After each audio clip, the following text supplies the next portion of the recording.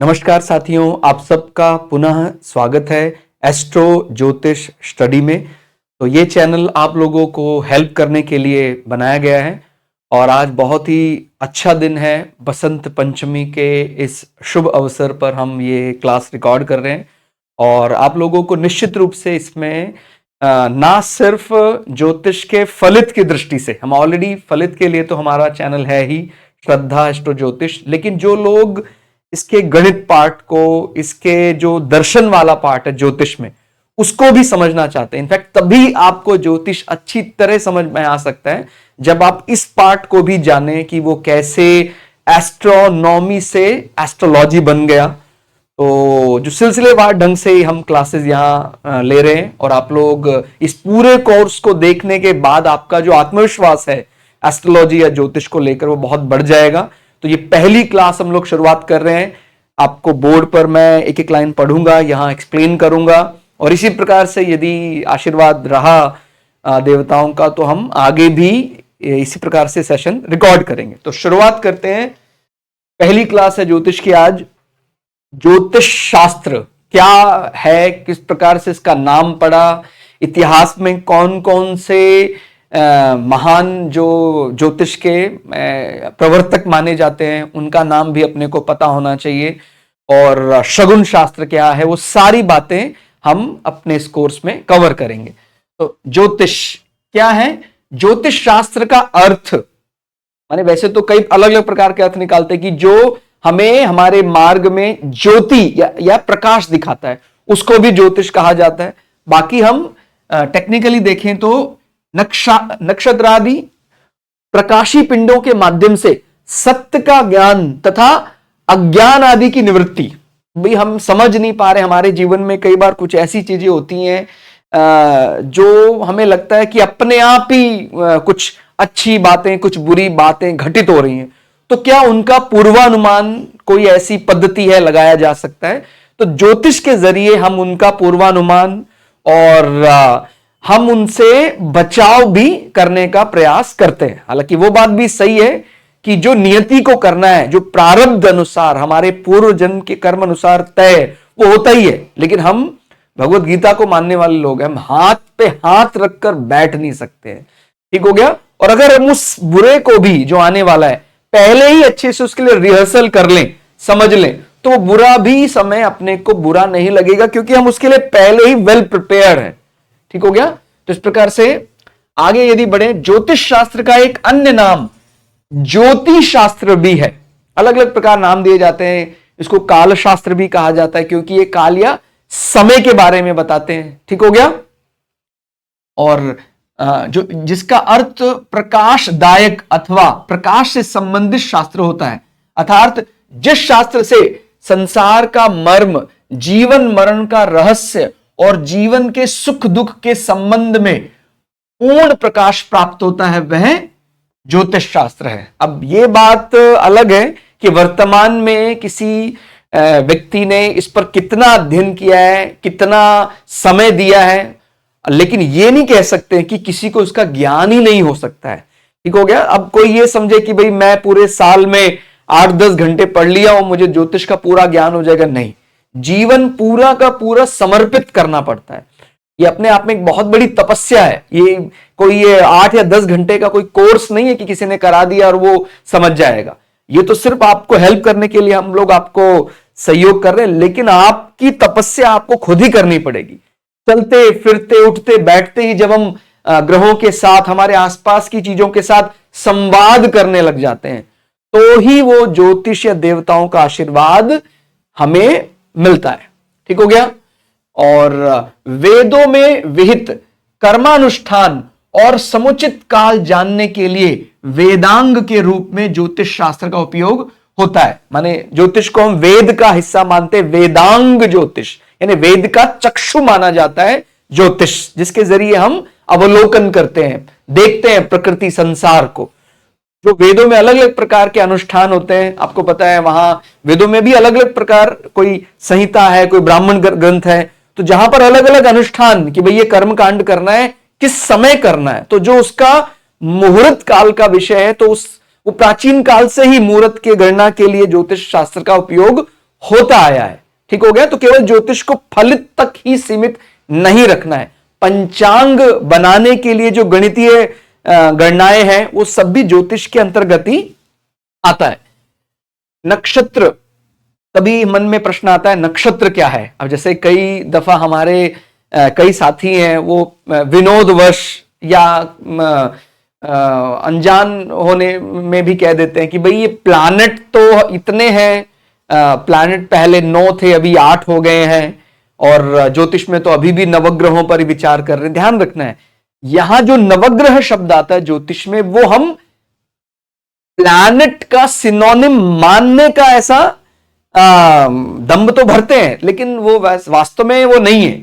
हम ग्रह ज्योतिष की दृष्टि से किसी और को मान रहे हैं। तो ये बात अपने को ध्यान रखने की, हम प्रायवाची के चक्कर में अलग भाषा का एक शब्द अलग भाषा के सामने यदि रख देंगे तो इस प्रकार के चैलेंजेस, इस प्रकार की जो कमी है वो तो उत्पन्न हो ही जाएंगी। ठीक हो गया। जो जो प्लैनेट की डेफिनेशन आपने कहीं इंग्लिश भाषा में पढ़ी है वो हम नवग्रह की डेफिनेशन इस प्रकार की नहीं मानते। नक्षत्र क्या है?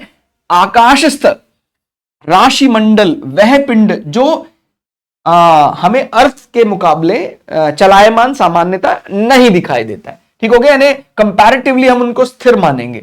दूसरे शब्दों में तारे के समूह को नक्षत्र संज्ञा दी जाती है, माने जो ज़ोडिएक है उसको हम स्थिर मान रहे हैं। ठीक हो गया। और इसी ज़ोडिएक स्थिर में अलग अलग जो पिंड जो अपना स्थान बदल रहे हैं उनको ग्रह मान रहे हैं। ठीक हो गया। जो भौचक्र की कल्पना हम करते हैं, भाई जो नक्षत्र तारा मंडल है वो ज़ोडिएक है, वो बेशक से घूम रहा है, लेकिन हम ध्यान रखना कंपैरेटिवली तुलनात्मक दृष्टि से हम ज़ोडिएक को स्थिर मानते हैं, और उसी स्थिर ज़ोडिएक में कोई जो पिंड घूम रहा है उसको हम ग्रह मान रहे हैं। ठीक हो गया। तो अगली ही लाइन में क्या बोलते हैं? ग्रह आकाशस्थ राशि मंडल में वह पिंड जिसमें गति हो और जो नक्षत्रों के सापेक्ष यानी कंपैरेटिवली चलायमान हो उसे ग्रह कहते हैं। तो ये बात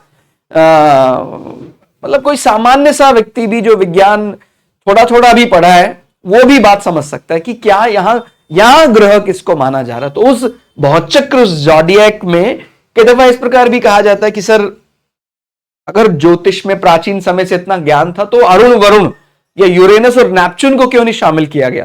देखिए एक सीमा होती है हम पर प्रभाव डालने की किसी पिंड की। ऐसे तो पूरी प्रकृति के जो भी पिंड है वो हम पर असर डालते ही हैं, लेकिन एक सीमा के बाद उसका प्रभाव नगण्य माना जा सकता है। ये कहीं इतना बड़ा उनका जो इलिप्टिकल पाथ, इतना लंबा चक्र है कि अगर वो हम रिपीट करने की कोशिश करें व्यक्ति का जीवन खत्म हो जाएगा, लेकिन वो रिपीट नहीं होता। जैसे हम बोलते हैं ना भाई शनि ग्रह का जो भौचक्र का जो रिपीटिशन टाइम, हम क्या बोलते हैं कि भाई वो भौचक्र को 12 राशियों को कवर करने में 30 साल लगाते हैं। अगर उसको हम और आगे जाते हैं तो फिर जो अरुण वरुण ग्रह के या और आगे भी हम चले जाएं यदि, तो फिर उसका कोई महत्व नहीं रह जाता। पता लगा वो अपना चक्र पूरा समय कर रहा है, वो व्यक्ति का जीवन ही समाप्त हो गया है, तो इसलिए वो उसके प्रभाव को हम नगण्य मानते हैं, लगभग ना के बराबर। इसीलिए वो हमारे ज्योतिष शास्त्र में, वेदांग ज्योतिष में कह लें, हम यहीं तक सीमित रहे। ठीक हो गया। और उसके बाद वेदांग का अर्थ, वेदांग यानी जो वेद का अंग है, तो वेद के अंग को वेदांग कहा जाता है। भारतीय ज्ञान विज्ञान की परंपरा में 6 वेदांग हैं, यानी 6 अलग अलग प्रकार के वेद के हिस्से या वेदांग माने जाते हैं। और समय समय अनुसार उसमें कई प्रकार की चीजें अलग अलग महापुरुषों के द्वारा ऐड होती रही। अपनी जिज्ञासा उन्होंने जब शांत की, कुछ समझा, अपने कई प्रयोग किए, तो वो चीजें भी उन्होंने ऐड की।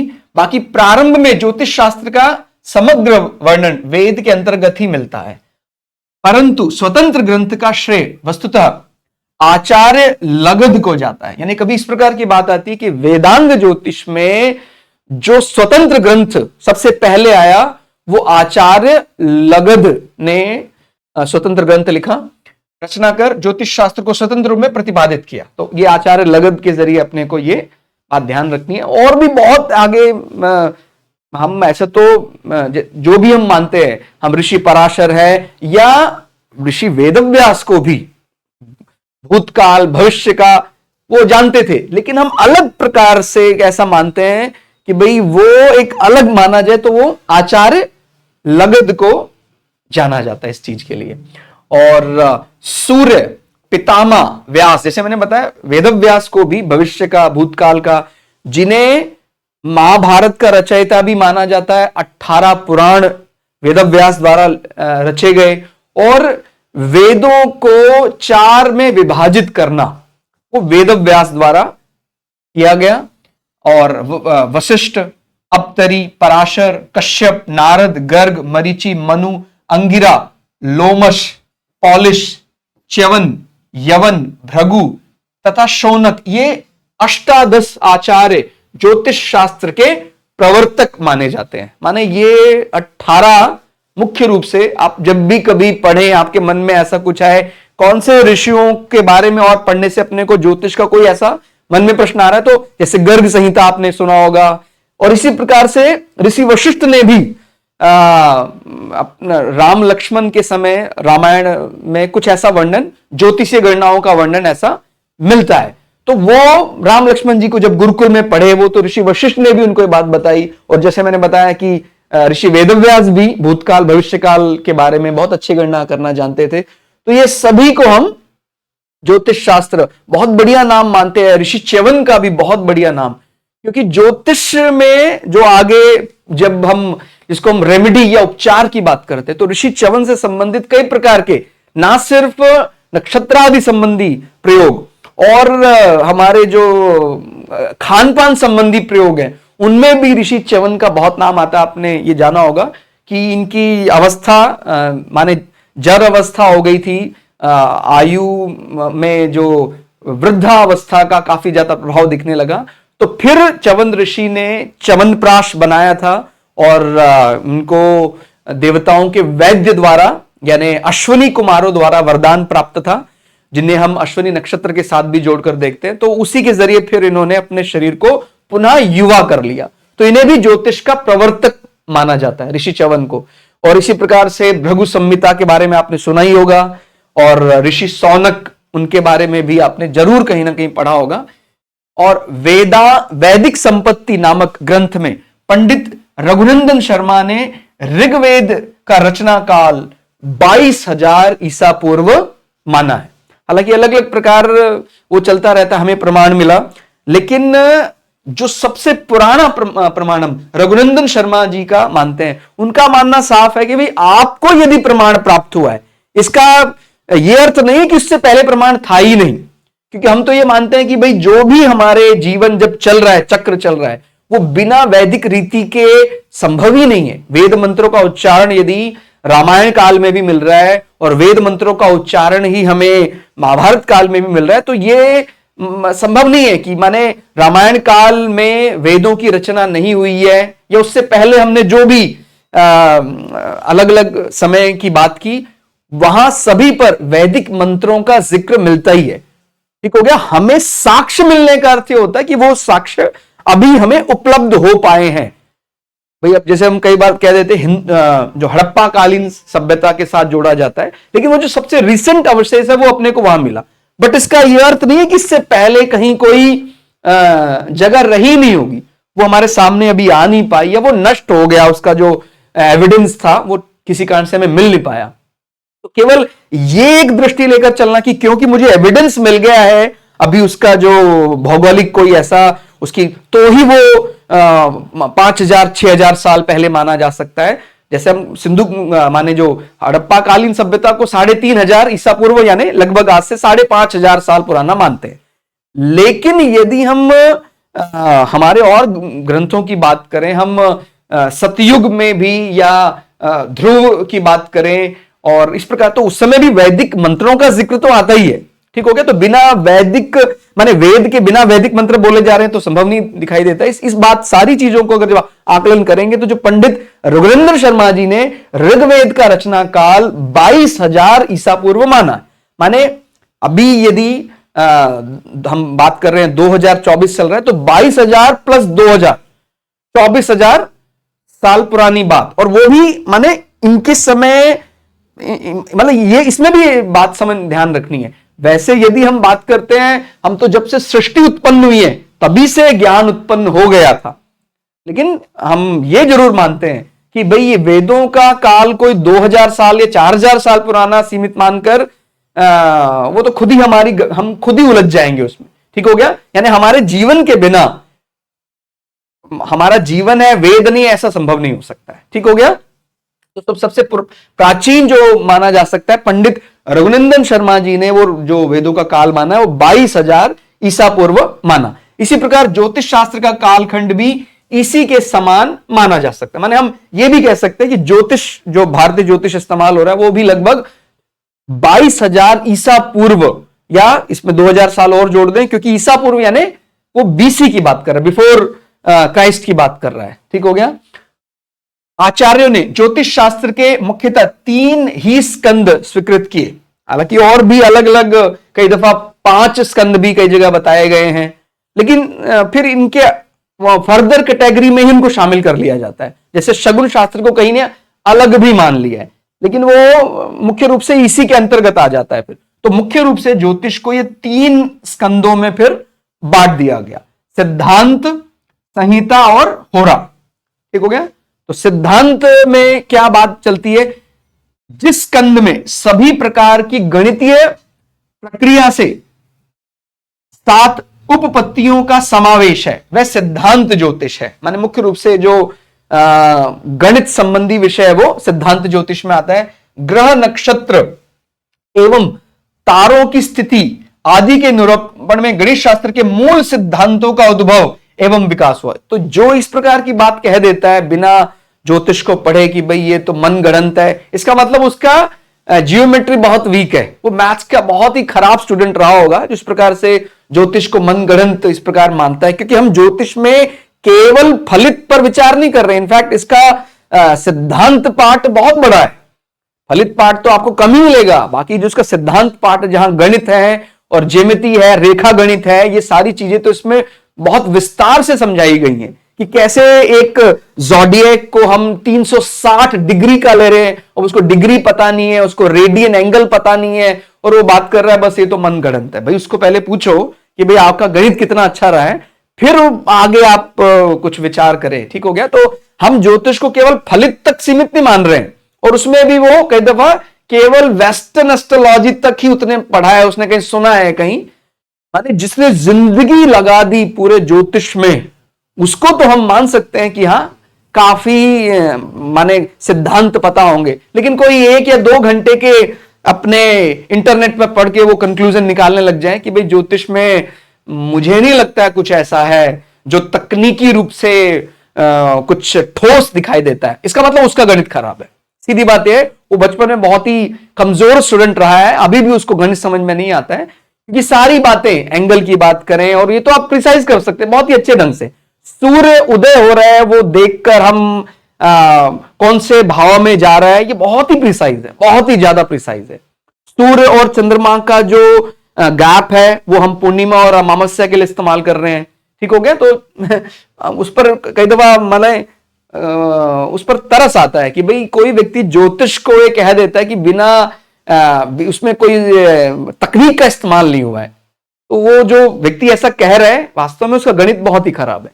गणितीय सिद्धांतों में शून्य का प्रयोग, दशमलव पद्धति का विकास, बीज गणित, रेखा गणित, ठीक हो गया। बिकॉज एंगल भी यहां पर है, ध्यान रखना है एंगल कहां कितने एंगल पर है, वो कितने उसका रेखा गणित का भी ध्यान रखा गया, इसमें बीज गणित का भी ध्यान रखा गया है।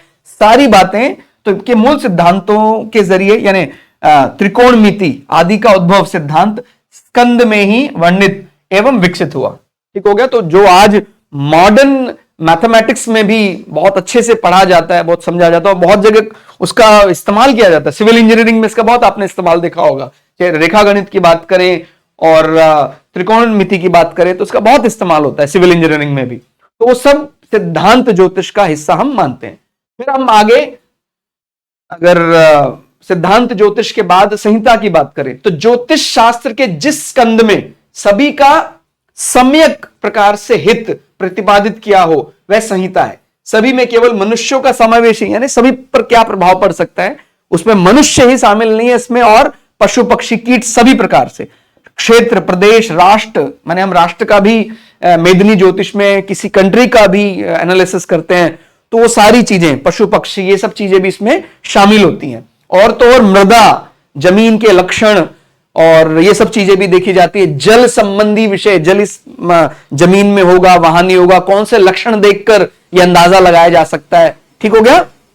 तो इसका बहुत ही प्रिसाइज वर्णन ज्योतिष में मिलता है। वो अलग बात है हमने कितना समय दिया इसमें। ठीक हो गया। अभी वही मैंने बोला ना, आधे एक घंटे की रिसर्च में उसने जिंदगी के 40 बरस 30 बरस बिता दिए और आपने एक घंटे में कंक्लूड कर दिया। इसका मतलब तो आपका जजमेंट पावर भी बहुत कमजोर है। अब अगर हम जज की भूमिका में हैं तो भी हमें बहुत लंबा रिसर्च करना पड़ेगा, तभी हम किसी को जज कर सकते हैं। ठीक हो गया। तो ज्योतिष को समझना हो तो पहले अच्छा समय लगाएं, उसमें कम से कम 8-10 वर्ष लगाएं, उसको समझें, उसका गणित विषय क्या है, उसका होरा अगर जो फलित कर रहा है वो किस आधार पर कर रहा है, ये सब जब हम अध्ययन कर लेंगे फिर हम कंक्लूड कर सकते हैं। शुरुआत में जैसे मैक्स मुलर के साथ भी ऐसे ही हुआ था। जब शुरुआत में उसने बात रखी कि भाई कुछ लगता है ऐसे ही कर देते हैं, लेकिन जब वो और डीप अध्ययन उन्होंने किया तो उनके शब्द बदलने लग गए, उनके मन में बड़ा आदर उत्पन्न हो गया वेद शास्त्रों के लिए। ठीक हो गया। तो पक्षी प्राणी मात्र सहित संपूर्ण वृक्ष विश्व से संबंधित विषयों का समावेश है, जैसे पर्यावरण विज्ञान। ठीक हो गया। तो जैसे मैंने बात बोली मृदा के लक्षण और कब हम वो करते हैं बुआई, आकाश में भी इस प्रकार की, वो भी हम ज्योतिष के अंतर्गत ही मानते हैं। ठीक हो गया। और रसायन विज्ञान, अलग अलग प्रकार का हमारा कौन से वस्तु का हम पर प्रयोग, यानी वो एक प्रकार से केमिस्ट्री से रिलेटेड विज्ञान भी ज्योतिष से जुड़ा हुआ माना जाता है। मौसम विज्ञान भी इससे संबंधित है कि भाई ये ऐसा लक्षण है कि जैसे ये कभी आपने अपने पुराने पूर्वजों को कहते सुना होगा, दूर मंदिर नेर पानी, माने ये भी कहीं ना कहीं हम नक्षत्रों को, चंद्रमा को देखकर ऐसा भविष्यवाणी कर देते थे कि भाई यह चंद्रमा आपको दिखाई दे रहा है और चंद्रमा के थोड़ा दूरी पर गोला बना दिखाई देता है रात्रि में, कभी आपने चंद्रमा देखा हो। इसी लक्षण को देखकर यह कह दिया जाता था कि नेर पानी, यानी दूर मंदिर, मंदिर यानी अगर चंद्रमा ये मून है और मून के दूरी पर एक बहुत गोला आपको दिखाई देता है तो यानी नेर पानी। अब वर्षा होने वाली, यानी विद इन 2 to 3 days वर्षा हो जाएगी, ये एकदम पक्का है। आप भी ये आप कभी आजमा के देखें कि आपको आकाश में चंद्रमा दिखाई देता है और चंद्रमा के थोड़ा दूरी पर ऐसा गोला दिखाई देता है, तो आप समझ लीजिएगा कि 2 दिन के अंदर, 3 दिन के अंदर वर्षा होने वाली है। इस प्रकार के भी कई ऐसे लक्षण बताए जाते थे। भूगर्भ विज्ञान, भाई इस हिस्से में कुछ ऐसा खोदने पर ऐसा पत्थर भी निकल सकता है, पीली मिट्टी यहां, काली मिट्टी यहां, इसका भी कई जगह जिक्र मिलता है। ठीक हो गया। वृष्टि विज्ञान, वर्षा कब होगी, कैसे होगी। ठीक हो गया। कारगिल और प्राकृतिक आपदा, कोई वनस्पति विज्ञान, कब इसको काट कर क्या निकाला जाएगा, उसकी कलम किस ऋतु पर फली फूलेगी। ग्रहचार, ग्रह नक्षत्र आदि बिंबों के शुभाशुभ लक्षण, पशु पक्षी कीट आदियों से संबंधित विषय। वास्तुशास्त्र, भाई हम प्रकृति के साथ ही रह रहे हैं तो जिस घर में हम रहेंगे उस घर में जाकर हमें शांति महसूस हो, कौन से हिस्से में रहने से किस प्रकार की भावना उत्पन्न हो सकती है, जो स्पंदन, जिसको वाइब्रेशन, इलेक्ट्रोमैग्नेटिक वेव्स कह देते हैं, तो अलग हम पर क्या प्रभाव कर सकता है। वो तो आप जानते ही हैं कि भाई अगर आप नेगेटिव माने नॉर्थ पोल और साउथ पोल सामने लाएंगे तो अट्रैक्ट करेगा, लेकिन नॉर्थ और नॉर्थ लाएंगे तो रिपेल करेगा। तो अर्थ एक नेचुरल मैग्नेट की तरह है, तो कैसे साउथ डायरेक्शन का क्या इंपैक्ट होगा, नॉर्थ का क्या इंपैक्ट होगा, ईस्ट का क्या इंपैक्ट होगा, नॉर्थ ईस्ट का क्या होगा, वो सब हम वास्तु के अंतर्गत पढ़ते हैं। आग्नेय कोण में क्यों अग्नि वाली चीजें रखी जाएं, और इसी प्रकार से किस दिशा, नैऋत्य कोण का क्या अर्थ है, नॉर्थ ईस्ट का प्रयोग किस लिए किया जाए, तो ये सारी बातें भी हम वास्तुशास्त्र, और इसी प्रकार से सामुद्रिक शास्त्र में फिर काफी चीजें आ जाती हैं, अलग अलग प्रकार के लक्षण, ये सब चीजें सामुद्रिक शास्त्र का पार्ट है, वो भी ज्योतिष का ही पार्ट माना जाता है। विचित्र आकाशीय व भौमिक घटनाओं का ज्ञान, उनके प्रभाव का अध्ययन इत्यादि अनेक का अनेक विषयों का अध्ययन जिसमें किया जाता उसे संहिता कहते हैं। ठीक हो गया। तो ये बहुत ही विशाल है, लेकिन ध्यान रखना है, अगर आप ज्योतिष का केवल एक ही हिस्सा लेकर चलेंगे तो आपकी बात का वजन आपको ही महसूस नहीं होगा कि भाई जैसे आपने केवल होरा पढ़ी और वो भी थोड़ा सा फलित के लिए। तो आपको इसीलिए जब ज्योतिष पढ़ा जाए आप जरूर पूरा ना पढ़ पाए तो भी बेसिक सिद्धांत क्या है, संहिता क्या है, उसके बाद होरा में जाकर फलित करेंगे तो आपकी बात का विश्वास आपको भी बढ़ेगा। जो व्यक्ति स्वयं ज्योतिष प्रैक्टिस में यदि उसको ही विश्वास नहीं है, उसका ही विश्वास डगमगा रहा है, तो फिर उसका अध्ययन का कोई फायदा नहीं है। लेकिन अगर उसको अपना अध्ययन बड़ा सुदृढ़ लगता है कि नहीं मैंने जो अध्ययन किया है वो बहुत मजबूत है, वो तभी होगा। वो आप लोग जितने भी लोग प्रैक्टिस में हैं, आप सिद्धांत और संहिता को शामिल किए बिना ज्योतिष से आत्मविश्वास बढ़ा ही नहीं सकते। इसलिए सिद्धांत और संहिता आपको सीखना ही पड़ेगा। ठीक हो गया। और फिर होरा में क्या आता है, एक अहोरात्र के मध्य में, अहोरात्र से ही होरा शब्द बना है, ध्यान से देखेंगे, अहोरा, तो अहोरा से होरा बना। एक अहोरात्र के मध्य में घटित होने वाली घटनाओं के विवरण के व्यक्तिगत विवेचन का नाम होरा है। आचार्यों ने इसे ऐसा भी कहा है, यथा अहोरारात्र शब्द, माने अहोरारात्र शब्द के जरिए ही हम इसी से और शब्द भी बना है। प्रथम अक्षर आ और अंतिम अक्षर त्रा के लोप होने से होरा शब्द बना है, और होरा से ही और शब्द। काल की दृष्टि से एक राशि के अर्धभाग को होरा कहा गया है, यथा रसाय धर्म होरा। यह अहोरात्र दिन रात का 24वां भाग होता है। तो ये जो 24 आवर्स का जो कंसेप्ट है ये भी होरा से या अहोरात्र से संबंधित है। इसी से आधुनिक प्रलक्ष शब्द भी बना है, माने जो आर शब्द बना है इसी से, और डे नाइट ये जो शब्द आए मॉडर्न साइंस में, ये भी सारे के सारे कहीं ना कहीं अहोरा शास्त्र या होरा शब्द से निकल कर आए। इसी होरा के आधार पर जातक के जन्म के शुभ अशुभ का निर्धारण किया जाता है। जन्मकालीन ग्रहों एवं नक्षत्रों की स्थिति वशात जातक के जीवन संबंधी शुभाशुभ फलों का विवेचन किया जाता है। इसी विधि से किसी भी व्यक्ति के संबंधित शुभाशुभों की विवेचना की जा सकती है। तो अब जो समझने वाली बात क्या है, हम होरा शास्त्र भी पूरा नहीं पढ़ रहे हैं, ठीक हो गया, केवल भाई ये ग्रह यहां बैठा हुआ है इसका क्या प्रभाव पड़ेगा।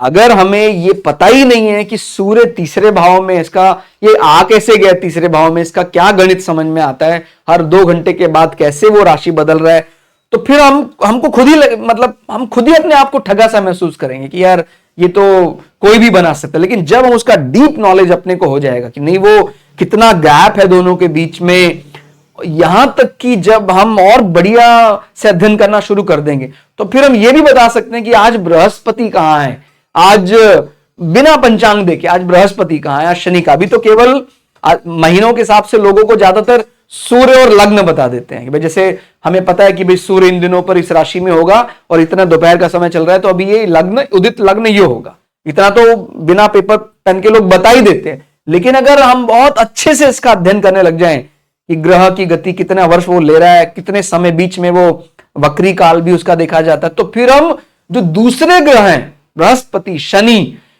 उनका भी राशि बिना पेपर का इस्तेमाल किए बता देंगे। ठीक हो गया।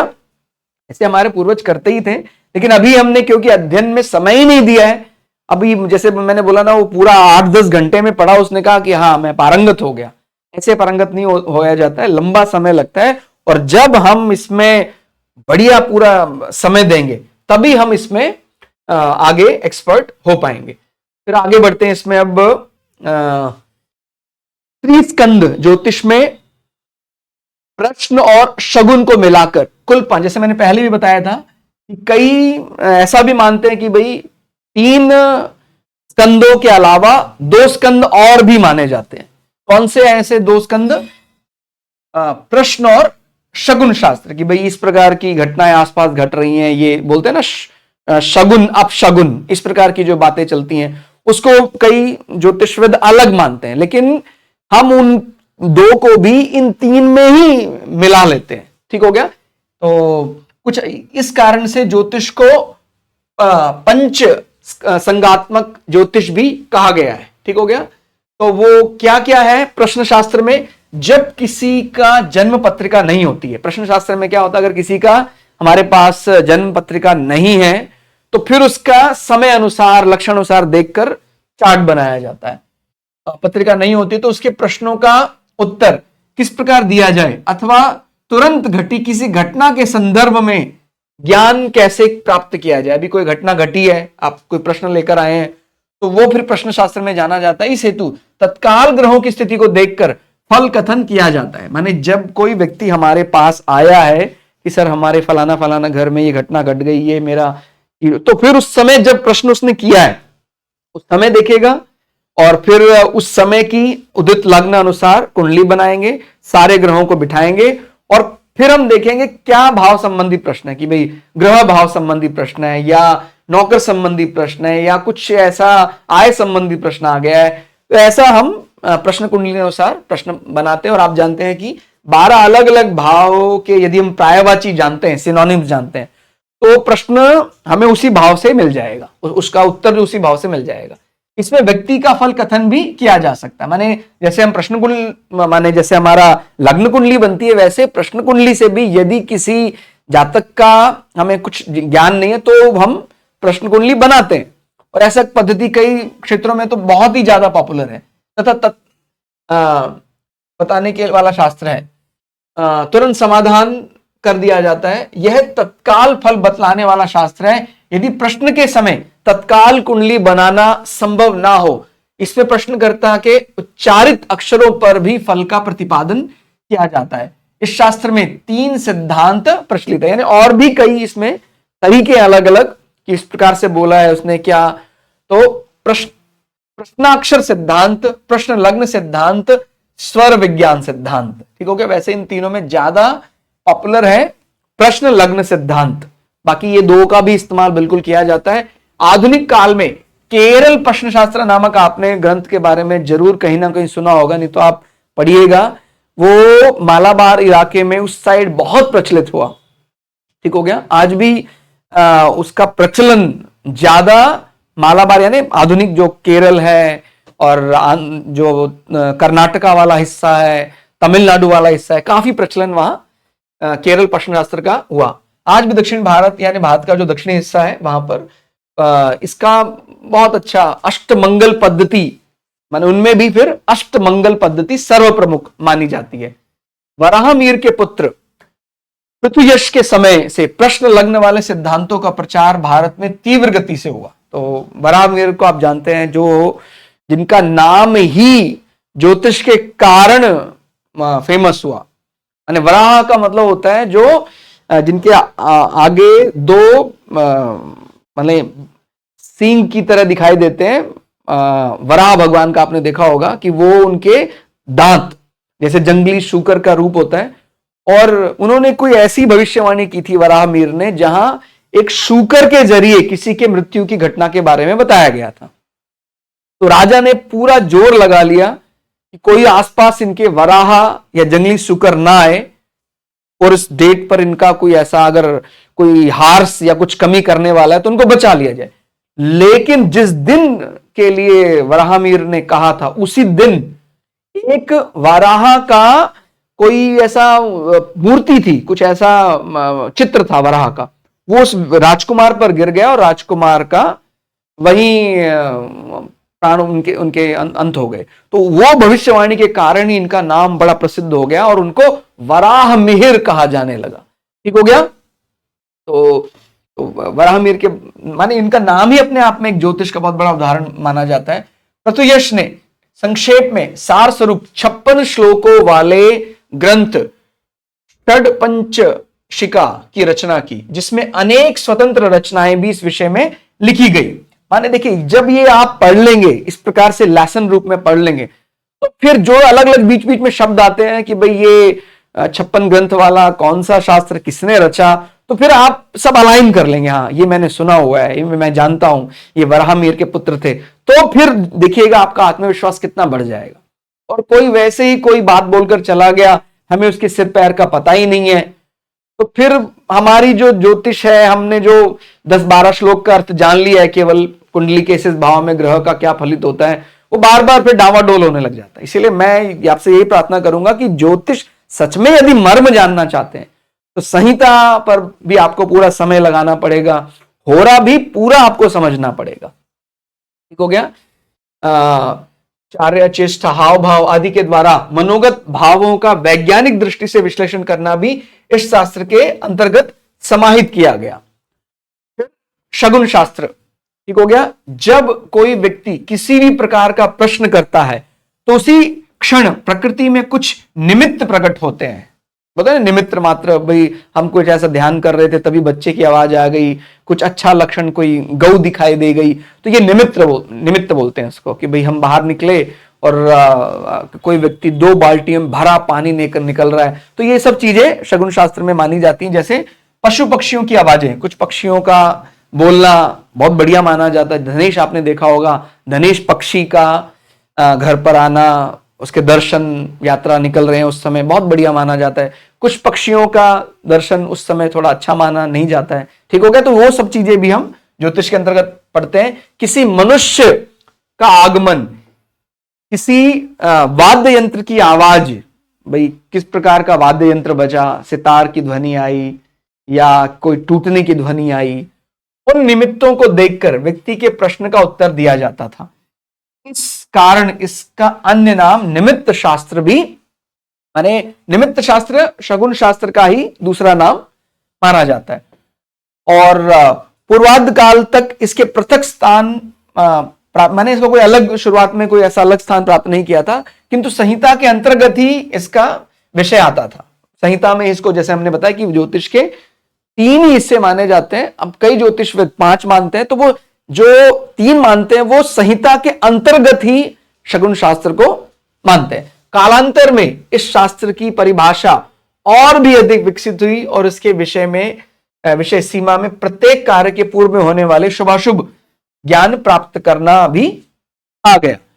अब ज्योतिष की उपयोगिता के बारे में यदि बात करें तो ज्योतिष की उपयोगिता कहां से कहां तक, कहता है जन्म से लेकर मृत्यु तक हर जगह कोई ना कोई ऐसी गणितीय, हम चाहते हैं कि भाई आज इस प्रकार की अच्छी तिथि है, हमारा मन शांत रहे। यदि हम कोई, ये तो सर्वविदित है कि भाई अमावस्या को और पूर्णिमा को, वो माने उसके बारे में कुछ छुपा हुआ है नहीं है, सब जानते हैं कि पूर्णिमा के दिन किस प्रकार से हाई टाइड लो टाइड आता है, तो अब जो धरती के जल को प्रभावित कर सकता है तो हमारे शरीर के भी जल को निश्चित रूप से प्रभावित करता ही है। हमारे शरीर में भी आधा लगभग जल है, यानी 60 to 65% जो वाटर है वो अब हमें परेशान कर रहा है या प्रभावित कर रहा है, और हमें लगता है कि नहीं इसका कोई प्रभाव नहीं पड़ता है, तो ब्लड प्रेशर हमारा हाई लो हो जाएगा तो फिर वही प्रभाव दिखेगा ही दिखेगा। तो इसलिए हम इन सारी चीजों का विचार करते हैं कि भाई ये आज तिथि कौन सी है, आज अमावस्या है या आज प्रतिपदा है, आज एकादशी है, वो सारी तिथियों का अलग अलग कार्य अनुसार हमारी मनोदशा बनती है। तो जन्म से लेकर मृत्यु पर्यंत ज्योतिष शास्त्र मानव जीवन के लिए प्रत्येक क्षेत्र में सहयोगी एवं कल्याणकारी है। उत्तम संतान प्राप्ति के लिए गर्भाधान काल का ज्ञान ज्योतिष द्वारा किया जाता है। भाई वो तो हम, जब आप होरा शास्त्र पढ़ते हैं तो भी हम जानते हैं एक्सॉल्टेड सन का मतलब क्या होता है, उच्च का सूर्य का अर्थ क्या होता है। तो कोई व्यक्ति अगर मिलन के समय, यानी जब स्त्री पुरुष का समागम हो रहा है संतान अभिवृद्धि के लिए, तो उसको भी एक प्रकार का दैव कर्म मानकर कि भाई मुझे प्रकृति आशीर्वाद दे और मैं अच्छी संतानों को उत्पन्न करूं जो धर्म को बढ़ाए, जो कर्तव्य परायण हो। ऐसे ही मैं केवल स्त्री पुरुष का समागम कर रहा हूं और कोई भी व्यक्ति आए अधर्म फैलाए, ऐसा विचार मन में रखकर अगर स्त्री पुरुष नजदीक आते तो फिर तो अधर्म बढ़ेगा ही बढ़ेगा। लेकिन यदि वो एक प्रकार का अपना कर्तव्य मानकर कि नहीं अच्छी संतान है और प्रकृति को सजाए रखना, संजोना मेरा कर्तव्य है, मेरा दायित्व है ऐसा, तो जब वो अपनी एक प्रकार से वो तो फिर उस चीज को बहुत अच्छे से प्रिसाइज करता है, वो मन में विचार करता है। और अगर ऐसा करते तो हमने एक वीडियो और बताया था कि कौन से महीने में मिलन हो रहा है तो सन जो है एक्सॉल्टेड आएगा संतान में, तो ये चीज भी हम बहुत प्रिसाइज कर सकते हैं। तो इस प्रकार की बातें भी डिसाइड की जाती हैं। गर्भाधान काल का ज्ञान ज्योतिष द्वारा किया जाता है, जो कि षोडश संस्कारों के प्रथम संस्कार है, यानी जो 16 संस्कार होते हैं उनमें से पहला संस्कार माना जाता है। उसके उपरांत बालक के नाम का निर्धारण, अन्नप्राशन। आप जानते हैं नाम के निर्धारण में चंद्रमा की बड़ी महानता होती है। भाई मन हमारा चंद्रमा से चलायमान है, वैसे आत्मकारक, जैसे वेस्टर्न एस्ट्रोलॉजी वालों ने सूर्य को महत्व तो बढ़ा दिया, बस इतना ही सीखकर वो चले गए, लेकिन उनको यह समझ में नहीं आया कि आत्मा का सांसारिक वर्णन करना संभव नहीं है। सूर्य सबका आत्मकारक है, इसमें कोई दो राय नहीं है कि सूर्य हम सभी का आत्मकारक माना जाता, आत्मा का कारक, लेकिन आत्मा का संसार शब्दों में उसको बयान करना, उसको समझना संभव नहीं है। इसीलिए जो हमारी भारतीय ज्योतिष है उसमें फलित का ज्यादा महत्व चंद्रमा से है। चंद्रमा हमारे मन पर नियंत्रित करता है, ठीक हो गया। आत्मा तो वो जब हमारा मन हमारे काबू आ जाए फिर तो हम ईश्वर से मिल गए, तब वो तो है ही आत्मा ही स्वरूप। लेकिन जब संसार में व्यक्ति रह रहा है तो फिर वो मन से चलायमान है, यानी चंद्रमा से चलायमान। इसलिए भारतीय ज्योतिष की गणनाएं, भारतीय ज्योतिष का जो कथन है वो ज्यादा सटीक बैठता है। ऐसा नहीं कह सकते हैं भाई सूर्य अभी जुलाई का महीना चल रहा है, 18 जुलाई से लेकर आगे 16 अगस्त तक जितने बच्चे पैदा होंगे सबका कर्क राशि का सूर्य होगा, सबकी कर्क राशि होगी। ये तो सुनने में ही बड़ा अटपटा सा लगता है, ठीक हो गया। इसलिए जो ठीक है आपका मन है इसमें आप पढ़िए उसको, मैं जरूर कहता हूं पढ़ना चाहिए, तभी आपको अंतर समझ में आएगा। लेकिन भारतीय ज्योतिष में जहां वर्ग कुंडलियां कुछ सेकंड के अंतर से भी बदल जाती हैं, वो कितना ज्यादा एक्यूरेट होगा, ठीक हो गया। इसीलिए बड़ी जल्दी कंक्लूड नहीं करना है, पहले समय देना है।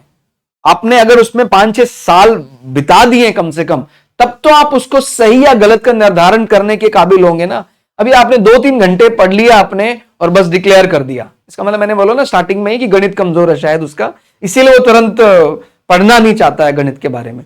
हाँ, फिर इसमें क्या अन्नप्राशन, उसको अन्न चिखाया जाता है और विद्यारंभ आदि किए जाते हैं, उसके अलग अलग, वो तो सब देखते ही, वो तो साइकोलॉजी में, ह्यूमन साइकोलॉजी में ही पढ़ाया जाता है कि व्यक्ति के हाव भाव लक्षण देखकर उसको तय किया जाता है। इस प्रकार की चीजें भी ज्योतिष में कवर की जाती है कि भाई जब बच्चे के सामने कुछ चीजें रखी जाती हैं, बच्चा अभी छोटा है बहुत, वो अपना जो भी उसका वो संस्कार लेकर आया है उस संस्कार के अनुसार वो चीजों पर हाथ मारता है कि भाई पुस्तक रखी आगे आपने, खाने की कोई चीज रखी आपने, कोई कपड़ा रखा आपने, इस प्रकार से अलग अलग उसका संस्कार किया जाता है। फिर विद्यारंभ का मुहूर्त तय किया जाता है, ज्ञान ज्योतिष शास्त्र के द्वारा ही होता है। इसी प्रकार के समस्त कार्य कालाधीन है, कालाधीन है ना, समय के अधीन है। ज्योतिष शास्त्र काल नियामक होने के कारण सर्वप्रथम काल निर्धारण में मानव मात्र के लिए सहायक व उपयोगी है। मानव जीवन में कर्म सिद्धांत अत्यंत महत्वपूर्ण है। पूर्व जन्मित यानी पूर्व जन्म में जो हमने अर्जित किया है कर्म फल, उसी के कर्म फल को हम इस जन्म में भोगते हैं। तो इसको भी इस प्रकार से समझे कि कहने को कहता भी कर्म फल तो तय हो चुका है, वो तो भोगना ही पड़ेगा अभी, तो अभी ज्योतिष का प्रयोग करके करना क्या है। लेकिन हम इस प्रकार से थोड़ा अकर्मण्य जैसा दिखाई देते हैं, भाई करना ही क्या है, मतलब भाई अगर इसी प्रकार से सोचने लग जाए करना ही क्या है, तो फिर नियति तो माने कुछ भी आपको कार्य करना है तो उसके लिए प्रयास तो करना ही, प्रयासरत तो रहना ही पड़ेगा। अगर हमें यह भी पता है कि जब हम ज्योतिष की एक सीमा है, जैसे मैंने बोला जब हम मन से ऊपर उठकर आत्मा को पहचान जाते हैं फिर ज्योतिष शास्त्र उसी समय समाप्त हो जाता है। जैसे हम जब तक इसी संसार तक सीमित है तब तक जो हमें शरीर मिला है उसका प्रारब्ध कर्म अच्छा और बुरा हमें मिलता रहेगा। लेकिन जिस क्षण हम, और उसी प्रयास में हो सकता है किसी ने आपको रेमेडी बताया हो, उपचार रूप में आप कोई कार्य करे, करते करते करते करते आप इतना सात्विक प्रयोग आपने कर दिया कि आप जन्म और मरण के बंधन से मुक्त हो गए।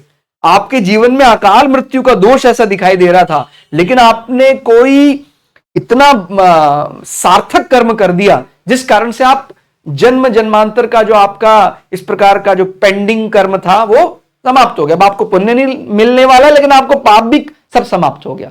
तो जब ऐसी चीज अनायासी कभी भी प्रकट हो सकती है तो ये बात अपने को ध्यान रखनी है कि जो मेरा अर्जित कर्म है वो तो मुझे भोगना ही पड़ेगा, लेकिन अगर मैंने कोई ऐसा कार्य कर दिया जिसका मुझे अब कोई पुण्य या पाप नहीं लग रहा है, तो मतलब मैं अब आत्मस्वरूप हो गया और उसके लिए फिर ज्योतिष शास्त्र एक प्रकार से सांसारिक दृष्टि से इनवैलिड हो जाता है। ठीक है, तो ये बात भी प्रयास करने से ही की होगी। ठीक हो गया। और एक भाव के कई अलग अलग पर्यायवाची होते हैं। सिनोनिम्स होते हैं, उसको समझने के लिए हमें प्रयास तो करना ही पड़ेगा। अब कोई ज्योतिषविद बहुत बहुत लंबा समय लगाया ज्योतिष में उन्होंने, तो वो कई दफा 12वें भाव के अच्छे विषयों को भी समझ पाते हैं। नहीं तो क्या है, दिमाग में आता भी चंद्रमा 12वें भाव में कर रहा है, वो तो व्यय भाव है, वो तो खर्चा ही है। लेकिन अगर हम अच्छे से विचार कर रहे हैं, बहुत लंबा समय अध्ययन किया है, फिर हमें देवताओं के आशीर्वाद से, गुरुओं की कृपा से यह बात भी समझ में आती है कि 12वां भाव तो गुरु आश्रम भी है, स्वेच्छा से दिया जाने वाला दान भी 12वें भाव से देखा जाता है। तो हमें लगातार प्रयासरत तो रहना ही पड़ेगा। ठीक हो गया। तो जो भी पूर्व जन्म में हमने अर्जित हमारा कर्म फल है उसको हम भोगते हैं, और क्या आगे आने वाला है उसको यदि हम जान जाए तो थोड़ा हम पहले वेल प्रिपेयर्ड हो जाएंगे कि भाई अब हमारी केतु की महादशा आने वाली है या हमारी शुक्र की महादशा आने वाली है, तो उसके लिए थोड़ा हम पहले से तैयार रहेंगे, तो शायद वो अच्छा कर्म व्यक्ति आगे जन्म के लिए कर पाएगा। ठीक हो गया। पहले तो हमने जो कर रखा है ठीक है, लेकिन आगे भी तो हमें अच्छा कर्म करना है ना, इसीलिए हम बिना जानकारी के कोई सतर्कता से कर्म करते हैं। ठीक हो गया। इसलिए प्रयोग तो करना ही चाहिए। ज्योतिष शास्त्र व्यक्ति के जन्म से मृत्यु पर्यंत सभी विषयों से व प्रत्येक क्षेत्र से जुड़ा हुआ है, किंतु मुख्य रूप से मानव जीवन में निम्नलिखित विषयों में ज्योतिष शास्त्र की उपयोगिता परिलक्षित होती है। जैसे गर्भाधान काल के निर्धारण में, उत्तम संतति की प्राप्ति में, माने ये सभी विषय कवर किए जाते हैं ज्योतिष शास्त्र में। नामकरण, जैसे मैंने बताया, नामाक्षर दिया जाता है, चंद्रमा जिस नक्षत्र में बैठा हुआ है उस नक्षत्र से संबंधित नाम दिया जाता है। विद्या आरंभ, व्रत बंध, चूड़ा कर्म, विवाह आदि अनेक प्रमुख संस्कारों के मुहूर्त निर्धारण में। चूड़ा कर्म भी बहुत बड़ा संस्कार होता है, आपने पढ़ा होगा जरूर कर्ण के बारे में कि कर्ण को जन्म से ही कुंडल कवच मिले थे। तो इसी प्रकार से हमारे हाथ में कंगन, चूड़ा, इस प्रकार से ये सब चीजें अलग अलग प्रकार की चीजें पहनाई जाती थी, या हमारा उपनयन संस्कार होता था तो जनेऊ पहनाया जाता था। तो ये सारी चीजें अभी शायद हमें पता नहीं है, लेकिन आप सोचिए कि किस प्रकार के कुंडल के कारण कर्ण को मारा नहीं जा सकता था। ठीक हो गया। माने कुंडल का कितना बड़ा महत्व है। तो इसी प्रकार से ये जो अलग अलग हमारे संस्कार होते थे वो एक अलग ही प्रकार का गुण हमारे अंदर विकसित कर दिया करते थे। तो वो अब जानकारी के अभाव में कम हमें ज्ञात है, बट फिर भी अगर उसकी प्रैक्टिस करते रहेंगे तो एक दिन हमें वो बात समझ में आ ही जाएगी कि क्या कुंडल कर रहा है, क्या उपनयन में पहनाया गया जनेऊ कर रहा है, उसका क्या वैज्ञानिक आधार भी है, वो भी आपको समझ में आएगा। आयुष्य ज्ञान में भी ज्योतिष का इस्तेमाल हो रहा है, माने वो ठीक हो गया या बीमार। आजीविका निर्धारण में उसको क्या करियर चुनना है। रोग दुर्घटना के ज्ञान में, चिकित्सा में, माने उसको आपने मेडिकल एस्ट्रोलॉजी में इस प्रकार की बातें पढ़ी होंगी कि भाई चौथा भाव प्रभावित है, थोड़ा सा चेस्ट को लेकर, हृदय को लेकर परेशानी हो सकती है। कोई ऐसा ब्रेस्ट कैंसर का कोई केस आता है, चौथे भाव में बहुत ज्यादा मेलेफिक इंपैक्ट है, ज़ोडिएक का कर्क राशि प्रभावित है। तो इस प्रकार की चीजें हम ज्योतिष शास्त्र के जरिए देख सकते हैं। इसी प्रकार यात्रा संबंधी विषय, गृह निर्माण, गृह प्रवेश आदि वास्तु संबंधित मुहूर्त विचारों में भी ज्योतिष का सहारा लिया जाता है। पारिवारिक संबंधों के विचार, ये भी एक बहुत बड़ा विषय है। पारिवारिक संबंध, हमारा किसके साथ कैसा संबंध है। मान लीजिए हमारे संबंध में कहीं केतु जैसा प्लैनेट इन्वॉल्व हो रहा है हमारे संबंधी के साथ, तो उसका अर्थ क्या है, उसको हमें कैसे अलाइन करना है।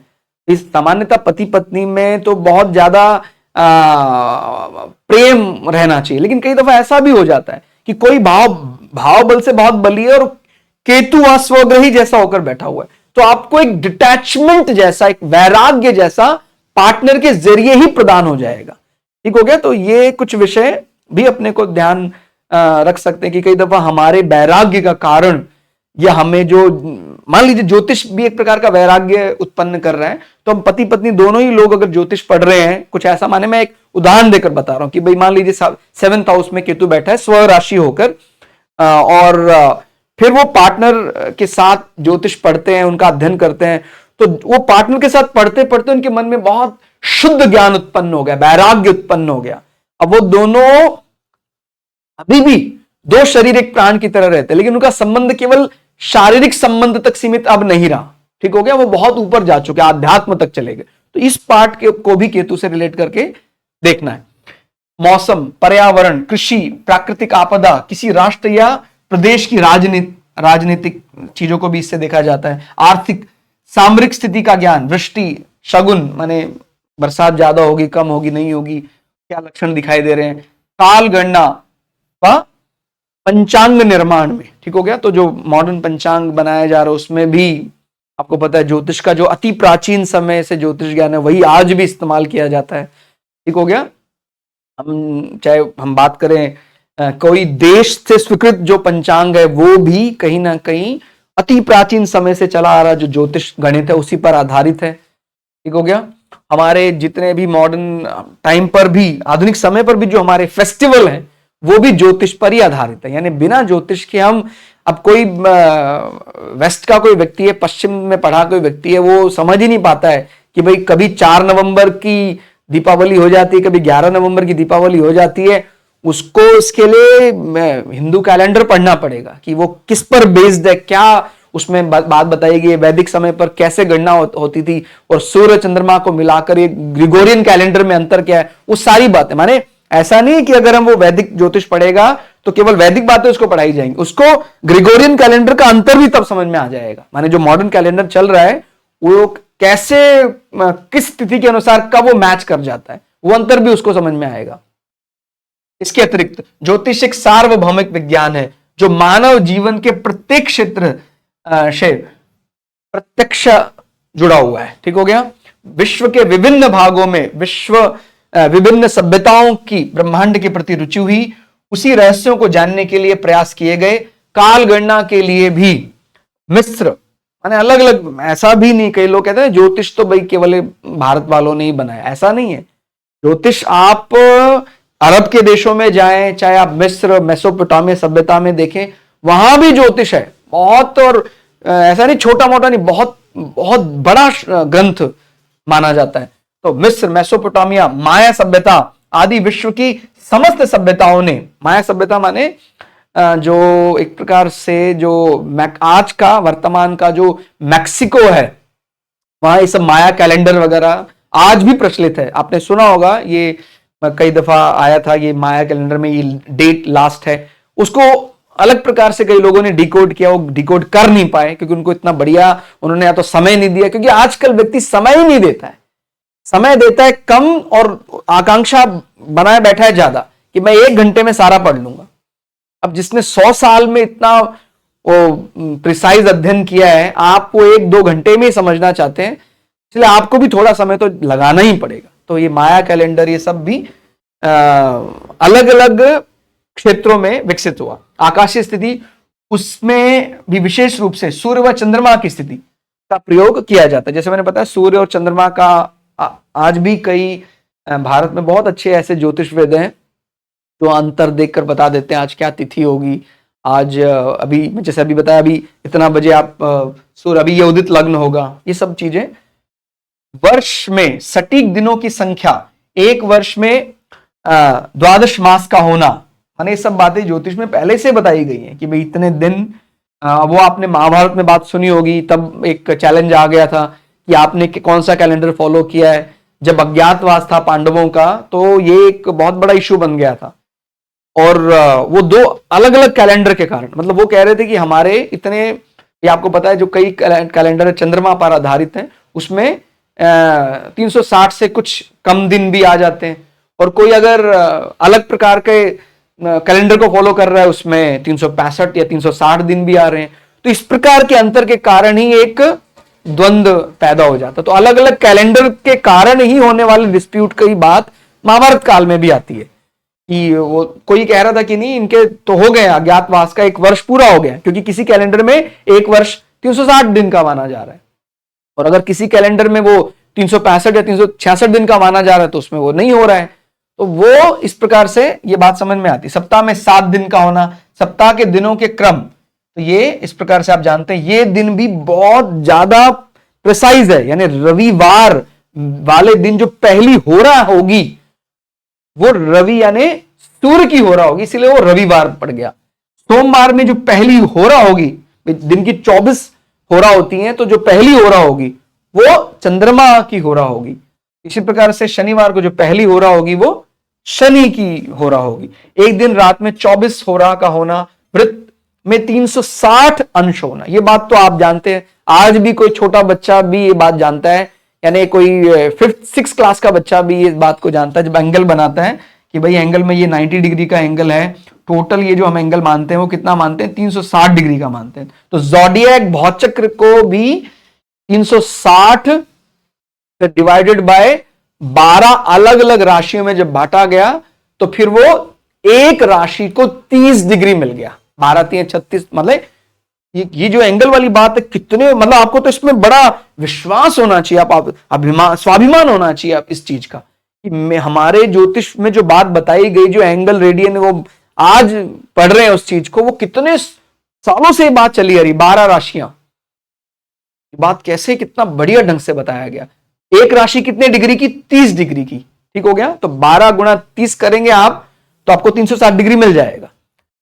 शून्य का गणना में प्रयोग दशमलव पद्धति, तो सब आप जानते हैं। बिना शून्य का प्रयोग दशमलव डिग्री, 30 डिग्री मैंने बोला ना, एंगल का प्रयोग किए बिना, इसमें फिर डिग्री भी आएगा, फिर इसमें मिनट्स भी आएगा एंगल वाला, और इसमें एंगल के लिए जो सेकंड रीडिंग इस्तेमाल करते हैं वो भी आएगा।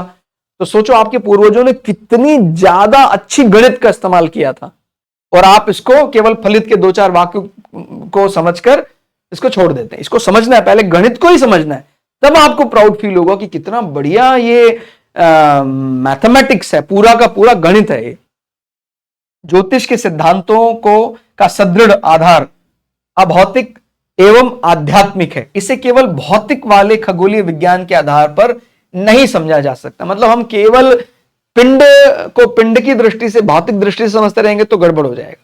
हम उसको एक प्रकार का देव स्वरूप मानते हैं, देवता मानते हैं, तो फिर हम उसके सही अर्थ को समझ पाएंगे। और केवल उसको जो आज का देखने का तरीका है, माने आधुनिक जब मैं शब्द इस्तेमाल करता हूं तो आप जानते हैं उसमें कहीं ना कहीं पाश्चात्य की छाप अपने आप आने लग जाती है। और पाश्चात्य छाप में हम एक प्रकृति को मॉलिक्यूल्स तक तो मानते हैं, उसके आगे उनको ये समझ नहीं है कि भाई ये देवता भी कोई विषय है, प्रकृति पर एक संतुलन बनाने वाली शक्ति देवता है। तो इस प्रकार की चीजें थोड़ी कमी महसूस होती है। यानी जो आधुनिक जब ये शब्द इस्तेमाल होता है तो वहां वेस्टर्न या पाश्चात्य ज्ञान का दबदबा ज्यादा दिखाई देता है, और ऐसा होता ही रहता है। रूटीन में ये चक्र चलता रहता है। माने जिसके पास धन बल आएगा उस शिक्षा में भी उसकी छाप दिखाई देने लग जाएगी। ठीक हो गया। संपूर्ण विश्व से अनेक विद्यार्थी, अब ये बात समझने वाली है, विभिन्न शास्त्रों का अध्ययन करने के लिए आते थे। अगर हमारे ज्ञान में दम ना होता तो ये तो बात प्रमाणित बात है कि यहां भारत के जो यूनिवर्सिटी या विश्वविद्यालय विश्व प्रसिद्ध रहे एक समय पर, और ऐसा होता रहता है। मतलब इंग्लिश में एक फ्रेज है कि हर व्यक्ति का, मतलब उस शब्द को मैं एज इट इज इस्तेमाल नहीं करना चाहता हूं यहां पर, बिकॉज हम अपनी सभ्यता का बहुत आदर से देखते हैं, लेकिन वो मतलब वो एक ऐसे निकृष्ट शब्दों का भी इस्तेमाल कर लेते हैं, लेकिन हम गरिमा बनाए रखते हैं। तो बोलते हैं हर एक संस्कृति के अच्छे बुरे दिन आते हैं, एक फ्रेज वो इस्तेमाल करते हैं, every dog has a day. लेकिन हम यहां पर बहुत ही आदरणीय शब्दों से इस्तेमाल करते हैं कि भाई संस्कृति को डॉग शब्द से ऐसा इस्तेमाल नहीं करना चाहिए भारतीय सभ्यता के अनुसार, तो वो अस्वीकार्य सा प्रतीत होता है। लेकिन वो ऐसा, उनके शब्दों की गरिमा अलग है, हम ये भी नहीं कह सकते हैं भाई वो गलत है। लेकिन सभ्यताएं बदलती रहती हैं। कभी रोमन साम्राज्य रहा, कभी यूनानी साम्राज्य रहा, कभी स्पेनिश का दबदबा था, कभी पोर्तुगीज का था, कभी फ्रांसीसी राज करते थे दुनिया पर, कभी इंग्लैंड का दबदबा था। इसी प्रकार से वो, इसलिए ये इस प्रकार नहीं मानना है कि भाई भारत में था तो चला कैसे गया। यहां था, इतिहास पढ़ेंगे आपको समझ में आ जाएगा। तो केंद्र रूप में भारत में हुआ था, जिसमें नालंदा, तक्षशिला, विक्रमशिला, वल्लभी इत्यादि नगर प्रमुख थे। अनेक प्राचीन यात्रियों ने इसका उल्लेख भी किया है, जैसे वेंगसांग, फायान, अल बरूनी, इब्न बतूता आदि। इनके नाम आपने जरूर कहीं ना कहीं सुने होंगे। तो इन्होंने भी अपने अलग अलग ग्रंथों में ऐसा कहा कि भाई भारत का जो शिक्षा है बहुत अच्छी है, तो इसलिए अपने आप पर, जब तक अपने आप पर स्वाभिमान नहीं होगा, ठीक, और वो कैसे जागृत होगा, बिना पढ़े तो जागृत नहीं हो सकता है ना। तो हम उस व्यक्ति की हेल्प नहीं कर सकते हैं जो पढ़ना ही नहीं चाहता है, वो केवल जैसे मैंने बोला ना 1 घंटा 2 घंटा ही वो पढ़कर वो 50 साल का जानना चाहता है, ऐसा संभव नहीं। समय लगेगा, आप समय लगाएं, तब आपका स्वाभिमान जागृत होगा कि अरे ये तो गणित का बहुत ही अच्छा विषय है। अब जिसको डिग्री रेडियन एंगल का पता नहीं है, उसको बस कहते ये तो फलित होता है केवल, इसमें कुछ नहीं है, तो उसको क्या बताएं, तो भगवान ही उसकी हेल्प कर सकता है। हाँ, फिर इसमें और भी कई ऐसे नाम लिए गए हैं जिन्होंने भारत के शास्त्र का बहुत सम्मान प्रकट किया। डब्ल्यू हंटर ने इंडियन गेजेटियर में स्पष्ट रूप से लिखा है कि 8वीं शती में अरबी विद्वानों ने भारत से ज्योतिष विद्या सीखी और भारतीय ज्योतिष सिद्धांतों का सिद्ध हिंद नाम से अरबी में अनुवाद किया। तो ये भी आप समझ सकते हैं कि भाई अरेबियन कंट्री में भी कोई ज्योतिष का जो प्रकल्प चलता है उसका भी मूल आधार भारतीय ज्योतिषी है, और ये डब्ल्यू हंटर द्वारा ये बात उन्होंने वर्णित की। और इसमें फिर क्या, भारतीय ज्योतिष की प्राचीनता पर इंडिया व्हाट माने India what it can teach us में प्रोफेसर मैक्समूलर ने लिखा, भारतवासी आकाश मंडल और नक्षत्र मंडल आदि के बारे में अन्य देशों के ऋणी नहीं है, अपितु वे ही इसके मूल आविष्कार करता है। जैसे मैंने बताया शुरुआत में मैक्समूलर के मन में बड़ा संशय था कि वैदिक शास्त्र क्या प्रमाणित है कि नहीं, लेकिन जब उन्होंने उसका गंभीर अध्ययन किया, जब कुछ समय लगाया, तो उनके मन में बहुत ज्यादा सम्मान प्रकट हो गया भारतीय शास्त्र के लिए। ऐसे ही फ्रांसीसी पर्यटक, माने जब ये इसलिए नहीं बताया जा रहा है कि हम किसी विदेशी का गुणगान करके प्रसन्न हो रहे हैं, या हम कभी कोई व्यक्ति ये कह दे कि देखें वो लोग तो इस प्रकार बात करते हैं पाश्चात्य कल्चर में इस प्रकार, तो हमें ये भी बात करने कि उन्हीं के कई व्यक्तियों ने जब इसका गंभीर अध्ययन किया भारतीय ज्योतिष का, तो उन्होंने अपना असीमित सम्मान प्रकट किया, और इन सबके नाम यानी कुछ के नाम, सबके नाम तो दे पाना संभव ही नहीं है हमारे पास, कुछ एक के नाम यहां पर वर्णित है। फ्रांसीसी पर्यटक विस वार्नियर ने भारतीय ज्योतिष ज्ञान की प्रशंसा करते हुए लिखते हैं कि भारतीय अपनी गणना द्वारा चंद्र ग्रहण और सूर्य ग्रहण का बिल्कुल ठीक भविष्यवाणी करते हैं, इनका ज्योतिष ज्ञान प्राचीन और मौलिक है। ये फ्रांसीसी तक उस समय पर यह बात बोल रहे हैं। डॉक्टर रॉबर्टसन का कथन है कि 12 राशियों का ज्ञान सबसे पहले भारतवासियों को हुआ। जो अभी मैं बात बता रहा था कि ज़ोडिएक भौचक्र का 360 डिग्री उसको 12 में बांटा गया, तो 30 डिग्री की एक राशि। भारतीयों ने प्राचीन काल में ज्योतिर्विद्या में अच्छी उन्नति की थी। डी मॉर्गन ने स्वीकार किया कि भारतीयों का गणित और ज्योतिष यूनान के किसी भी गणित या ज्योतिष के सिद्धांत की अपेक्षा महान है। इसके तत्व प्राचीन और मौलिक हैं। जैसे एक शब्द आता है यवन, अब कई यवन को आज का यूनान से भी जोड़ते हैं कि भाई वो यूनान के हिस्से में जो प्रचलित हुआ ज्योतिष वो अलग है, लेकिन यहां से स्पष्ट हो जाता है कि कहीं ना कहीं यूनान का जो ज्योतिष है वो भी भारतीय ज्योतिष के कारण ही है, भारतीय ज्योतिष का ही एक बदला हुआ रूप है। मिस्टर सीवी क्लार्क FGF कहते हैं कि अभी बहुत वर्ष पीछे तक हम स्थानों के अक्षांश के विषय में निश्चयात्मक रूप से ज्यादा ज्ञान नहीं, यानी जो अक्षांश रेखांश की हम बात करते हैं, ये बहुत समय पहले तक इतना एक्यूरेट नहीं था, लेकिन भारतीयों ने ग्रहण ज्ञान के समय से ही जान लिया था इनकी अक्षांश रेखाएं वाली प्रणाली वैज्ञानिक ही नहीं अचूक है। यानी बहुत ही वैज्ञानिक माना जाता है इस कॉन्सेप्ट को कि आपको पता है हमारी अर्थ को रेखांश अक्षांश में बांटा गया है।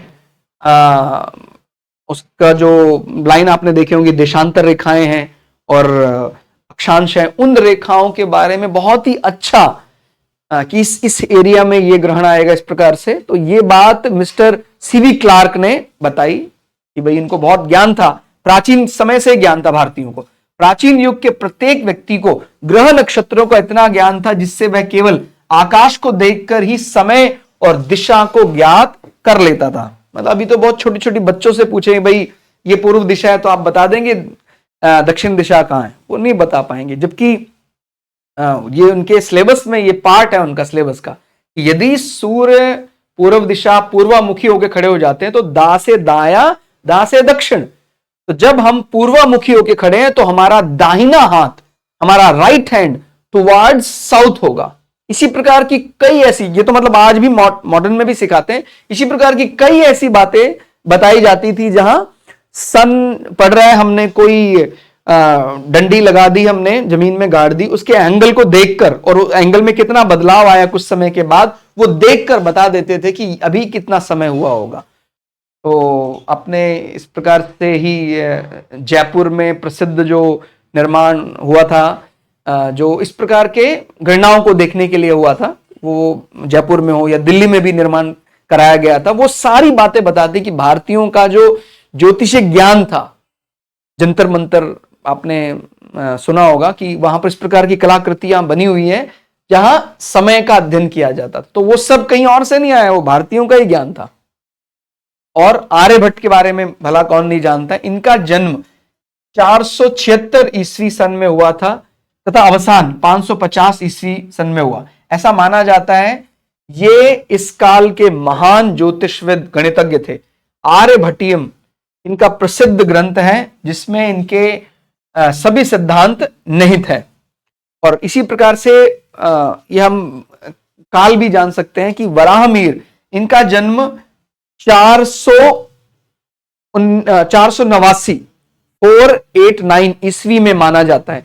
इन्होंने बृहत संहिता, बृहत जातक, लघु जातक, विवाह पटल आदि ग्रंथों की रचना की। कल्याण वर्मा, इनका समय माना जाता है 578 यानी 578 ईस्वी इनका माना जाता है। इन्होंने यवनों के होरा शास्त्र का सार ग्रहण कर सारावली, बड़ा प्रसिद्ध ग्रंथ है, तो वो कल्याण वर्मा द्वारा रचित है। फिर ब्रह्मगुप्त, इनका जन्म शक संवत 520 ईस्वी में हुआ। इन्होंने ब्रह्मस्फुट सिद्धांत की रचना की।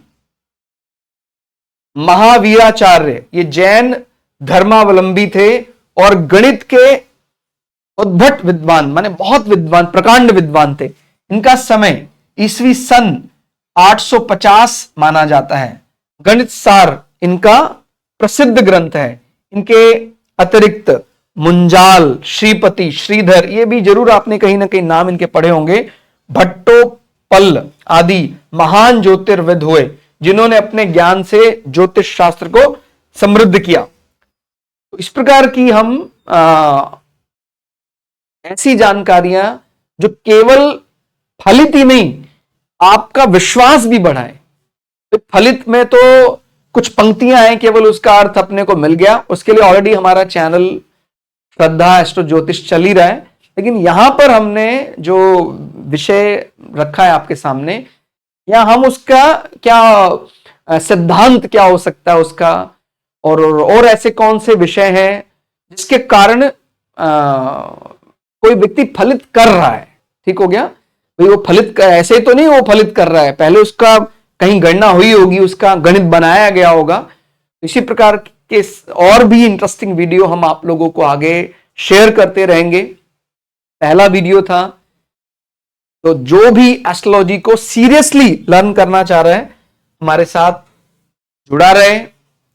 आगे वीडियो आएगा, ये प्रयास कैसा लगा कमेंट करके जरूर बताइएगा। मिलते हैं अगली वीडियो में, तब तक के लिए जय श्री भगु पराशरा, जय श्री शुक्राचार्य, नमस्कार।